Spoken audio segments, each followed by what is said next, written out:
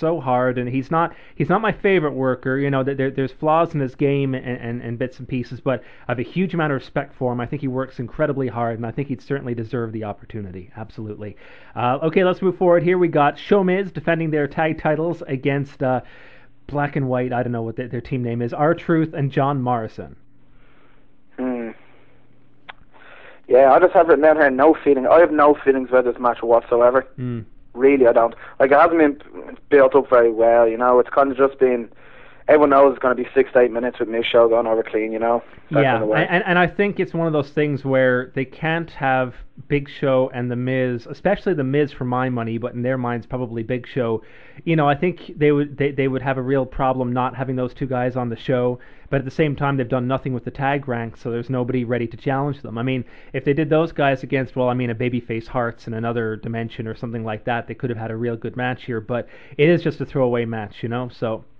Oh yeah, I don't think John Morrison and R-Truth they don't have that click, that tag team, chemistry. Confidence in the the chemistry. Like it's just really not there, Yeah. They kind of just threw them together for. Now you're asking me before I went on the air what will be the smoke break match, and next I've listed girls match. The girls match, yeah. It really is a smoke. We have a smoke break match every year, don't we? Yeah, there's always a smoke break match. There's always a smoke break match. Yeah. And I have a feeling this is definitely going to be it.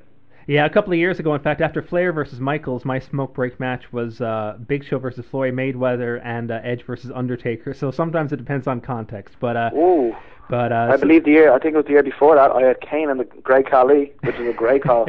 Well, that's understandable, and yeah, that was 2007. Okay, we got Rey Mysterio versus CM Punk, and the stipulation here is that if Rey Mysterio loses, he has to join CM Punk's Straight Edge Society. I think this is a sneaky outsider for Match of the Night, to be honest. Yeah, if they get time. If they get the time as well, but I think even the build-up has been quite good.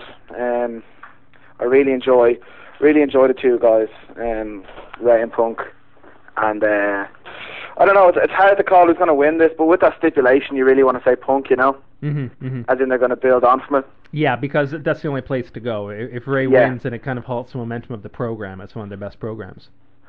Definitely, but at the same time, if they get the time, I really think it could be an outsider for Match of the Night. Yeah, no. I have a feeling it's going to be a great match either way, I definitely agree. I think it very well might be marginalized by the time, but we'll see how they go. Randy Orton versus Ted DiBiase versus Cody Rhodes in a triple threat match. Again, I actually really like the build up for this match. I think they took their time doing. It's the babyface turn with Randy Orton yet. Has he turned babyface? Yeah, do you think it's a full turn? Because it's the tag match with Triple H and Raw now. It's hard to tell, really. I mean, it has, but I'm not sure if they intended it to be. There was on Raw a couple of weeks ago where Orton beat them both up and freaked out. The crowd went absolutely insane, and that was his babyface turn. And I'm not sure if it was planned to be, but it was. No matter what you say, that was his babyface turn. And this program, I don't like this program at all. I thought that they sort of found their way to a place where there wasn't a dramatic build up to a night where they turned on Randy or vice versa. To me, everything's just kind of plodded along, and suddenly here we are, and Randy's the babyface, and kind of like you're saying, you're not even sure. And when you have one of your top guys and your potential top babyfaces turn babyface, it should be a big deal. And if you're not sure that he even did it, I think that's an indication of a program that hasn't been built properly, and I think this match falls kind of flat for me. But certainly on Raw last week, Darren, on this week, Randy Orton, when he got that hot tag, the place went absolutely insane to see him beat Legacy. So we'll see what they do here. Who do you think's going over? I think Randy Orton will definitely go over. There's no. They've kind of booked themselves into a bit of a corner. There's no real place to go. If they're going to have one of Legacy beating Randy, it would have been a one-on-one match. And I would have had Randy versus Cody with Ted on the outside. Yeah. Because then you could have someone beat Randy with interference, and it might mean something. Yeah, but there's no way one of them is going to beat Randy. I don't think. Okay. Now here's one of the big matches of the night. We're moving on to sort of the main event style matches. Bret Hart versus Vince McMahon. What are you expecting from this match, and who do you think is going over? I'm not expecting much, and I think Brett will go over. This is the one of the matches I'm least excited for, purely because of the per build-up. And actually, I have a question here. I was going to ask you, how would you have booked the Brett return better than they've booked it?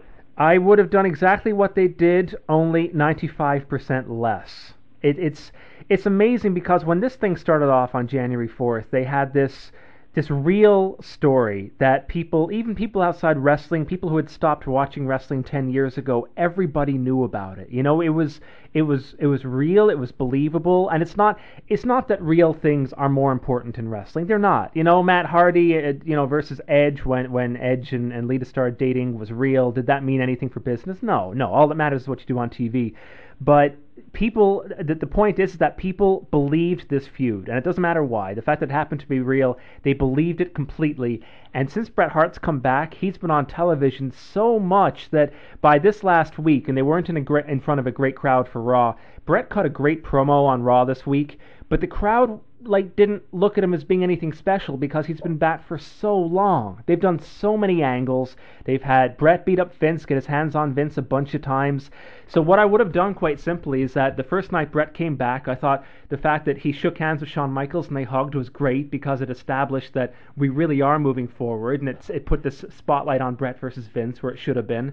And when they did the thing with Bret and Vince, they should have had the situation, if you remember that first night that Bret came back, Vince literally kicked him in the nuts and ran away. And then Bret got back to his feet and just kind of looked like an angry old man. And all of a sudden, it was like two old men who were kind of cranky at each other instead of this decade-long feud about destroying careers. And he was like a father to me, and he stabbed me in the back. So that first night, quite simply, I would have had Vince come out. You know, he can pretend to, suck up to Bret for a minute to set him up. And I would have had him hug Bret. And as he's hugging Bret, and there's a million ways to do this and a million ways to go, but my initial thought was that as he's hugging Bret, Triple H slides into the ring from behind, smacks Bret in the back with the sledgehammer, because that's one of the few gimmicks that Bret can actually take, because the sledgehammer is completely fake. Bret can't take a body slam, but he can take a fake sledgehammer shot, and have Vince then drop to his knees, put his hands on his chest, and say, you always said, and they'd established this in the promo, you'd always say that, when I screwed you, it was like being screwed by your own father. Well, Bret, I want to meet your brother Hunter, and he's going to pay for what you've done to the family. He's going to make you pay. Something like that. And then you have Bret off television because he's hurt or injured or whatever for a month or two. And then you have the thing where Bret's trying to break into the building, but Vince is surrounded in security and Bret can't get to him. And then, finally Bret breaks through, and Vince gets so frustrated he says, okay, we're going to do this match at Mania. But that's going to be the last time you're ever in WWE, and I'm going to destroy you because Bret gets the best of Vince's ego, and Vince's ego has to see him beat Bret because the fans are chanting for Bret, you can't beat Bret, you can't beat Bret. So basically the idea is that Bret and Vince should only have seen each other in the same arena twice. Once to set up the angle, and a second time when they set up the match. And what they did was so long-winded and so superfluous, and the match was on again and off again and on again and off again, that by this point now, even though I'm looking forward to it in some ways, and you're right, I'm not expecting physically anything from this match, while I'm looking forward to it in some ways, they really have diminished how important it felt the first night, and that's not what booking's meant to do. Booking's meant to make you more interested, not less. Yeah, that's actually quite exactly the way I feel about it. Bret was never the most charismatic person anyway from what I've seen of him, so this match is going to be very hard. I think if they go any longer than, if they go any longer than 7 minutes, I reckon the crowd is going to start to turn. Yeah. It's going to be... It's going to be very physically limited.